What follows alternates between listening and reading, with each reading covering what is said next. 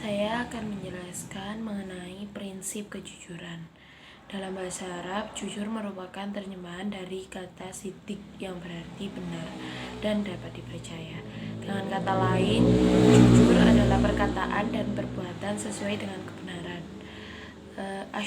Al-Syu'ara ayat 181 sampai 183 yang berbunyi Bismillahirrahmanirrahim. Auful kaila wala takunu minal mukhsirin wazinu bil qistasil mustaqim wala tabakhasun nasa asya'ahum wala ta'thaw fil ardi mufsidin. Ayat tersebut menerangkan mengenai prinsip kejujuran. Yang kedua, saya akan menjelaskan tentang prinsip pencatatan utang.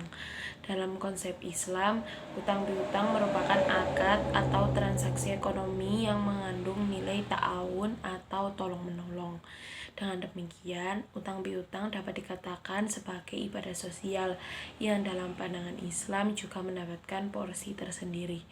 Menurut Al-Mu'jam Al-Wasit, utang dibagi menjadi dua, yaitu dain adalah utang yang bertempo dan qard yaitu utang yang tidak bertempo. Adapun rukun dan syarat hutang, yang pertama adalah sighot, yang kedua adalah akad, dan yang ketiga adalah harta yang dihutangkan. Adapun rukun harta yang dihutangkan ada 3, yaitu harta yang berupa harta yang ada padanya. Maksudnya adalah harta yang satu sama lain dalam jenis yang tidak banyak berbeda dengan yang dapat mengakibatkan perbedaan nilai seperti uang, barang-barang yang dapat ditukarkan dan dapat ditimbang, ditanam, dan dihitung. Yang kedua adalah harta yang diutangkan disyaratkan berupa benda, tidak sah mengutangkan manfaat atau jasa. Dan yang ketiga adalah harta yang diutangkan yang diketahui kadarnya, beratnya, dan diketahui sifatnya. Saya akan melanjutkan presentasi dari teman saya, yaitu mengenai prinsip orientasi ta'awun. Prinsip ini mengajarkan kepada pelaku bisnis bahwa menurut Islam, berdagang hendaknya tidak hanya mengejar keuntungan semata dan keuntungan sebanyak-banyaknya. Pelaku bisnis harus mengutamakan sifat ta'awun, yakni prinsip untuk menolong orang lain dan bekerja sama di antara anggota masyarakat untuk kebaikan, bukan untuk kemungkaran maupun kemaksiatan. Intinya harus ada sisi kemanusiaan dalam menjalankan bisnis atau berdagang. Prinsip bukan mencari keuntungan semata, namun hendaknya didasari oleh kesadaran memberi kemudahan bagi orang lain. Selanjutnya, prinsip tidak sumpah palsu. Menurut hukum Islam, bisnis yang dilakukan dengan menggunakan sumpah palsu dilarang dalam Islam. Walaupun sumpah tersebut bisa melariskan bisnis, akan tetapi akan menghapuskan keberkahan dalam berbisnis. Dan dengan menggunakan sumpah palsu, hukumnya dosa besar jika dipergunakan untuk merampas hak orang lain. Dalam berbisnis, menggunakan sumpah palsu sangat dilarang, apalagi menggunakan lafaz demi Allah sebagai alat untuk mendapat keuntungan yang lebih dan untuk menarik minat masyarakat untuk membeli barang yang dijual. Walaupun sebagian keterangan dan penjelasan yang dilontarkan bohong dan keadaannya tidak sesuai dengan kenyataan, memanipulasi dari segi kualitas barang, rasa, ukuran, dan lainnya. Dalam sebuah hadis riwayat Bukhari, ia bersabda, dengan melakukan sumpah palsu, barang-barang memang terjual, tetapi hasilnya tidak berkah.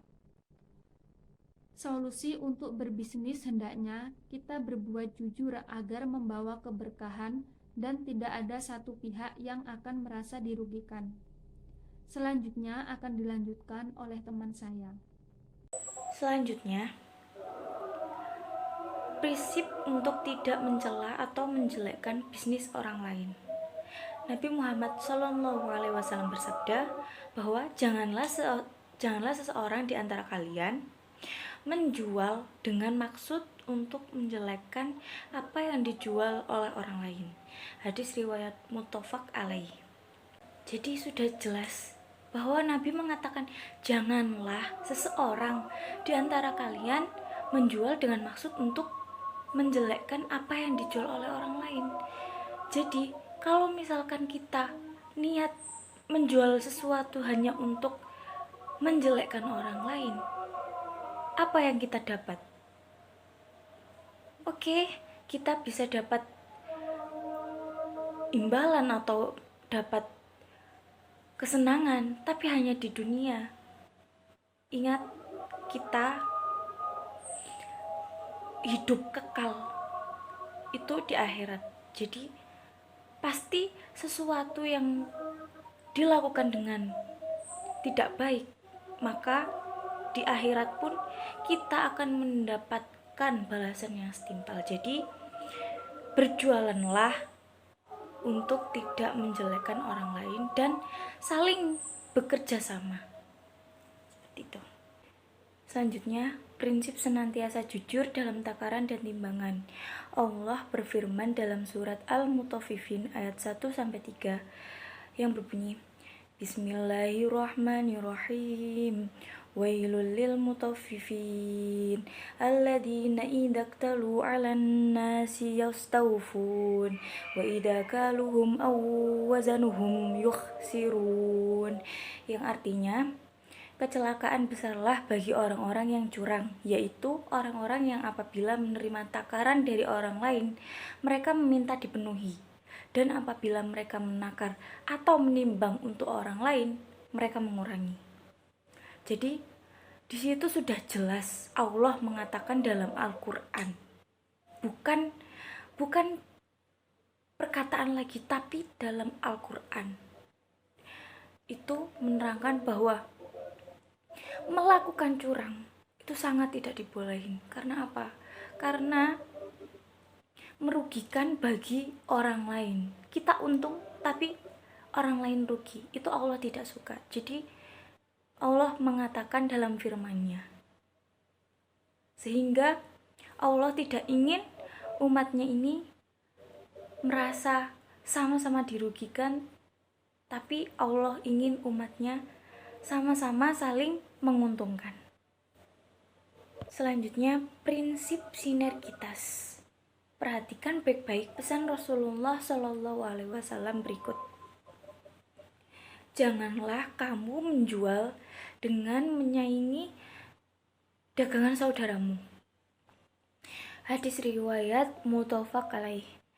Hadis tersebut mengajarkan bahwa dalam menjalin hubungan dengan mitra bisnis hendaklah saling menguntungkan, atau dengan kata lain dilarang saling bersaing.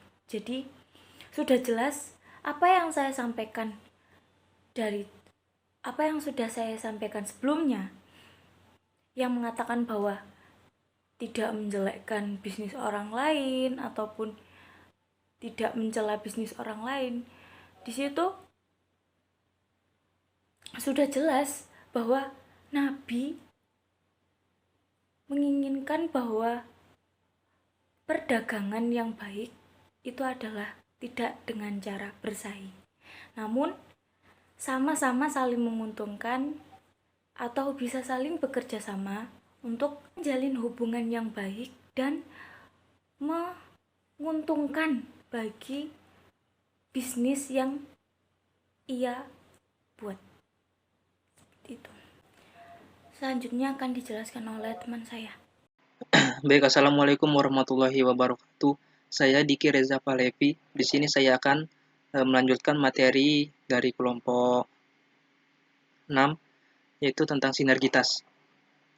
Di dalam surah Al-Maidah ayat 3, Allah Subhanahu wa taala berfirman, "Wala yajzimannakum syananu qaumin an sadukum 'alal masjidil haram an ta'tadu wa ta'awanu 'alal birri wat taqwa wala wa ta'anu 'alal mitsmi wal 'udwan wattaqullaha innallaha syadidul iqab."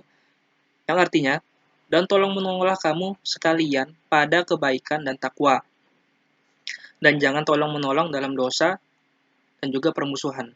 Nah, ayat tersebut secara tegas memerintahkan kepada orang yang beriman bahwa di dalam menyelesaikan berbagai permasalahan sosial kemasyarakatan, termasuk masalah politik, budaya, ekonomi, dan juga kepemimpinan, harus mengedepankan sinergi dan juga koordinasi, atau dalam kata lainnya ialah ta'awun. Karena hanya dengan sinergilah permasalahan seberat dan sekompleks apapun itu pasti dapat diselesaikan dengan baik. Dan dengan sinergi inilah permasalahan dapat terselesaikan. Dan juga dengan sinergi ini pun dapat memadukan berbagai macam potensi dan kekuatan baik yang dimiliki oleh seseorang ataupun juga sekelompok orang, sehingga terjadi saling mengisi dan juga saling memperkuat. Rasulullah SAW memberikan suatu ilustrasi bahwa mukmin yang satu dan mukmin yang lain itu ibarat suatu bangunan yang saling memperkuat. Al-mu'min lil mu'min kal bunyan al-wahid yashuddu bada'uhum ba'duhum ba'dun. Hadis riwayat Muslim. Pernyataan Rasulullah SAW ini sejalan dengan firman Allah Subhanahu wa taala pada surah As-Saff ayat keempat, yang artinya sesungguhnya Allah sangat mencintai orang yang berjuang di jalannya dalam keadaan berbaris rapi seperti sebuah bangunan yang kokoh. Hanya saja sinergi dan koordinasi ini akan dirasakan manfaatnya oleh masyarakat secara luas manakala dilandasi oleh dua hal, yang diantaranya ialah albir, yang artinya kebaikan, dan juga takwa. Artinya sinergi dan koordinasi ini harus pada hal-hal yang positif dan berguna bagi peningkatan keadilan, kemakmuran, kesejahteraan masyarakat tentunya. Yang selanjutnya ialah manajemen waktu. Yang dimaksud dengan manajemen waktu dalam pengertian sederhana ialah mengatur waktu. Manajemen pada prinsipnya adalah mengatur atau mengorganisasikan atau memanfaatkan waktu dengan sebaik-baiknya. Di dalam surah Al-Maidah ayat 3, maksudnya ialah di dalam surah Al-Asr disebutkan wal asr innal insana lafi khusr illal ladzina amanu wa 'amilus sholihati wa tawassaw bil haqq wa tawassaw bis sabr, yang artinya ialah demi masa atau waktu sesungguhnya manusia ini benar-benar dalam kerugian kecuali orang-orang yang beriman, beramal soleh, dan juga saling berwasiat dengan kebenaran dan saling berwasiat dengan kesabaran. Allah telah memberikan setiap hari modal waktu kepada semua manusia dan semuanya sama, tidak ada yang berbeda, yaitu 24 jam sehari, 168 jam seminggu, 672 jam sebulan, dan seterusnya.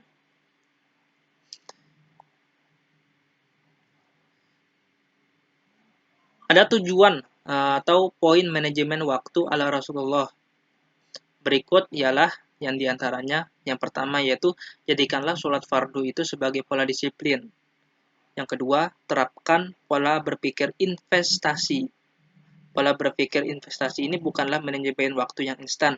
Artinya, jangan mengelola waktu dengan instan atau hanya berpikir jangka pendek.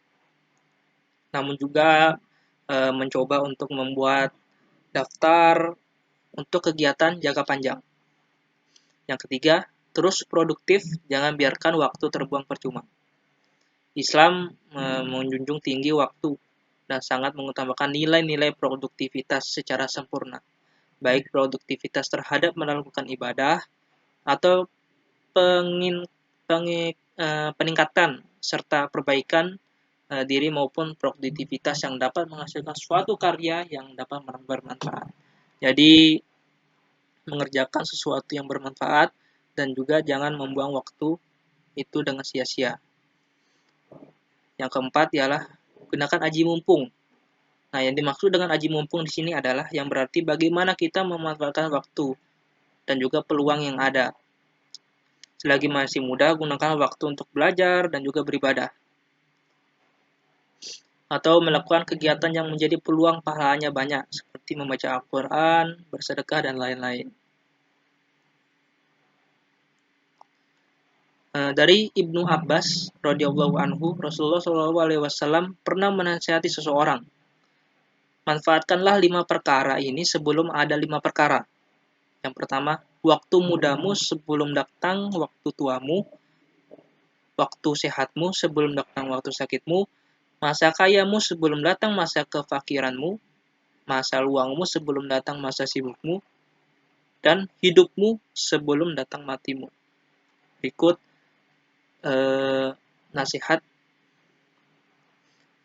yang diberikan oleh Rasulullah SAW kepada umatnya. Yang kelima, ialah jauhi sikap menunda-nunda. Dan juga cepat, tapi juga bukan tergesa-gesa. Ketahuilah bahwa cepat ini bukan berarti terburu-buru atau tergesa-gesa. Namun, tetap teliti, melakukan dengan segera mungkin, bukan berarti lambat. Cepat dan juga teliti. Karena sifat tergesa-gesa itu hanyalah hal yang berasal dari setan. Hadis riwayat Anas bin Malik. Dan juga yang terakhir ialah rutin melakukan evaluasi. Orang yang berakal dan dapat mengendalikan dirinya seharusnya memiliki 4 waktu. Yang pertama itu ialah waktu untuk bermunajabat kepada Allah, waktu untuk mengintrospeksi diri, waktu untuk memikirkan ciptaan Allah, dan yang terakhir adalah waktu untuk memenuhi kebutuhan jasmani dari minum ataupun makan. Hadis riwayat Ibnu Hibban. Evaluasi di sini artinya ya meneliti dan melihat kembali apa yang telah sudah kita lakukan sebelumnya, serta mencermati segala kekurangan dan kelemahan yang ada di dalam diri kita sendiri. Untuk itu, Rasulullah SAW selalu menerapkan evaluasi dalam manajemen waktunya. Karena secepat apapun kita, sebenci apapun kita pada sikap menunda, sampai seproduktif apapun kita terhadap melakukan sesuatu, tetap saja kita wajib mengevaluasi diri kita dan segala hal yang pernah kita lakukan sebelumnya. Baik, berikut pemaparan materi saya tentang sinergitas dan juga manajemen waktu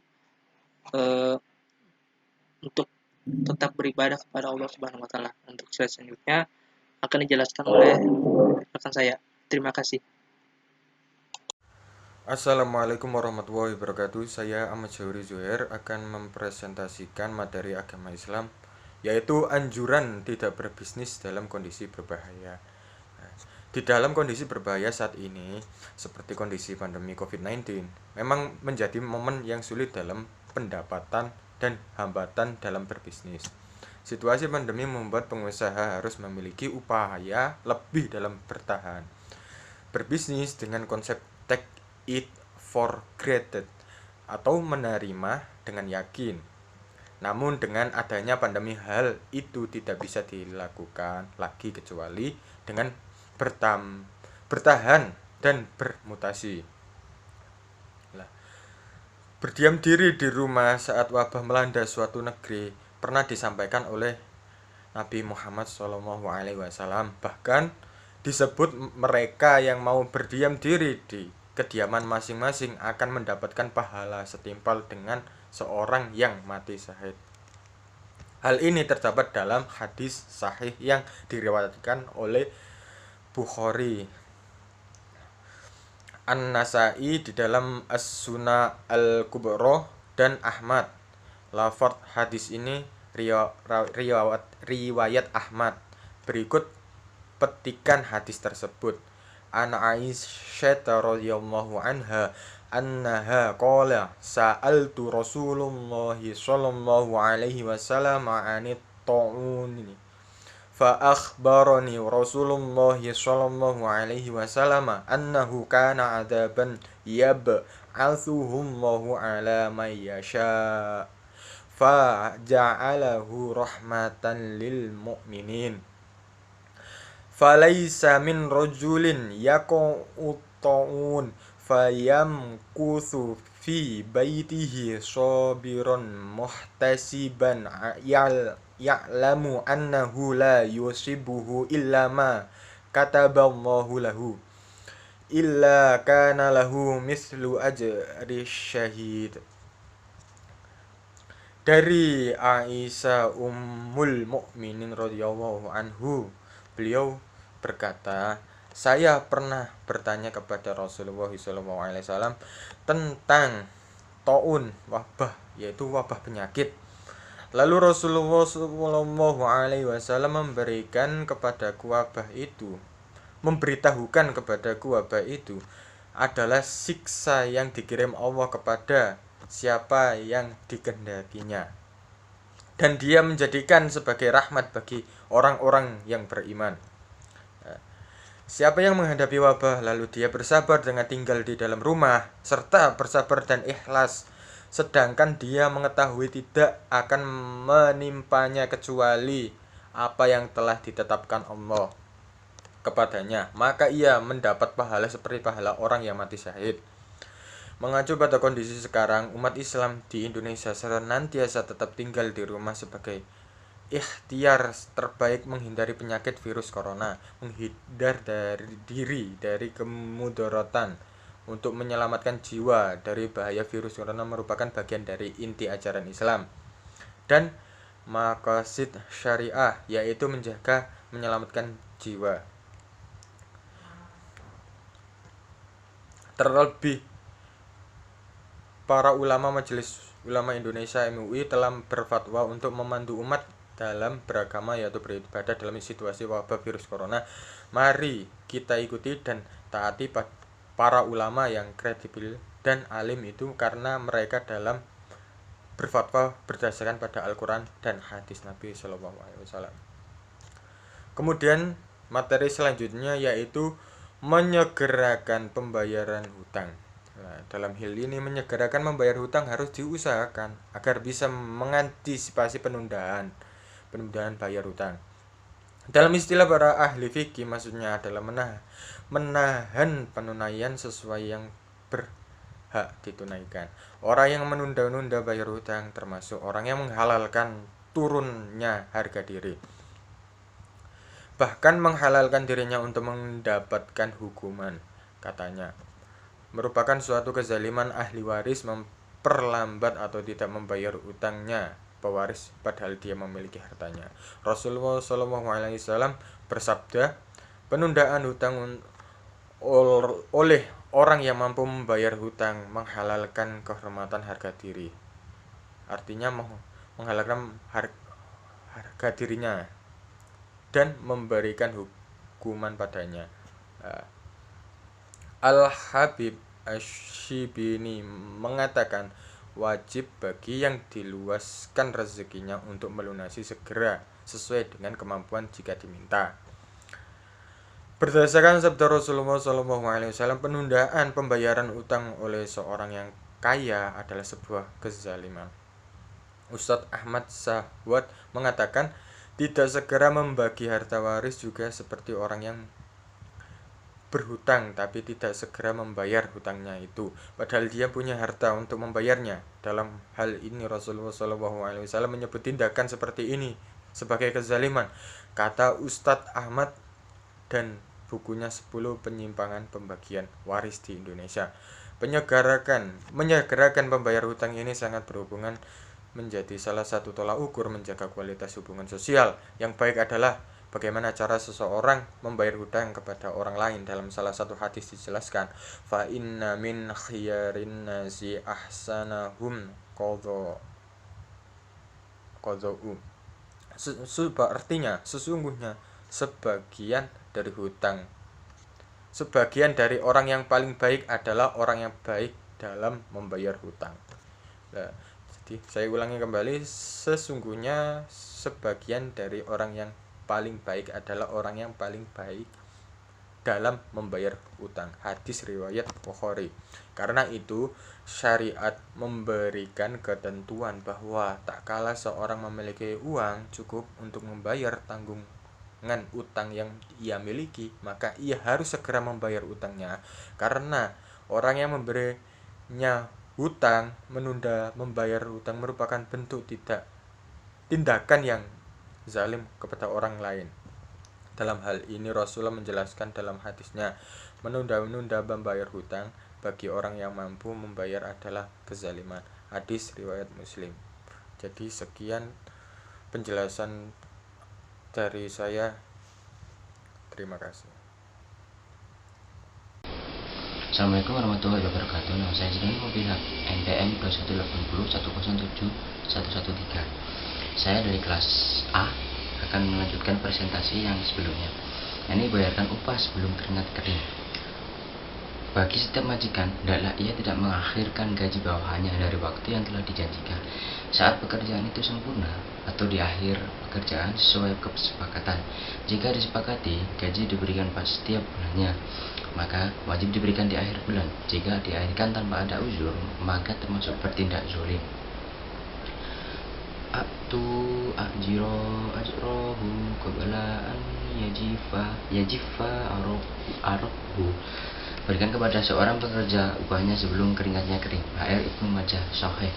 Maksud hadis ini adalah bersegera menunaikan hak si pekerja setelah selesainya pekerjaan.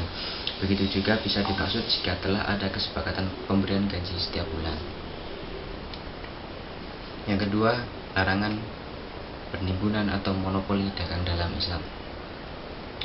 Monopoli dari sudut pandang bisnis diartikan sebagai suatu kondisi bisnis di mana ada satu perusahaan yang memiliki layanan yang dibutuhkan oleh banyak orang. Dengan demikian, perusahaan ini adalah kondisi tidak memiliki pesaing atau kompetitor. Perusahaan yang bersifat monopoli dapat mengambil keuntungan yang maksimal akibat tekanan yang diberikannya terhadap pasar. Sebagian pedagang menimbun barang demi menuruti ambisi mengeruk keuntungan besar. Ini menyebabkan barang menjadi langka di pasaran.